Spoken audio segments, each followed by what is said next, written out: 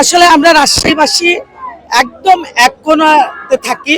তবে আমাদের রাজশাহী তো শুনেছেন সবচেয়ে সুন্দর হেলদি সিটি, সিল্ক সিটি এবং সবচেয়ে পরিষ্কার পরিচ্ছন্ন নগরী।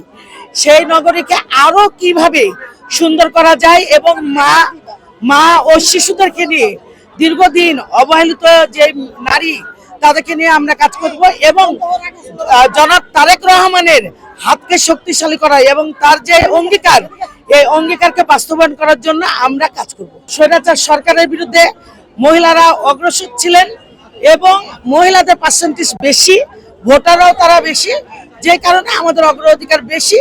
সেই জন্যই দল থেকে আমাদেরকে নমিনেশন দেওয়ার চিন্তা করেছে। এখন যেহেতু আমরা এই পার্টি অফিসে এসে নমিনেশন পত্র তুলেছি, অর্থাৎ আমরা প্রতিযোগিতায় নাম দিয়েছি, প্রতিযোগিতা করার সমস্ত ডকুমেন্টস আমাদের আছে এবং এখানে অংশগ্রহণ করার যা যা ডকুমেন্টস লাগবে সবকিছুর অভিজ্ঞতা আমাদের আছে, আমার আছে। কাজেই আমি মনে করি যে আমি এই প্রতিযোগিতায় অংশগ্রহণ করেছি, এখন হার জিত এটা আমাদের চেয়ারম্যানের হাতে এবং দলীয় নেতাদের হাতে।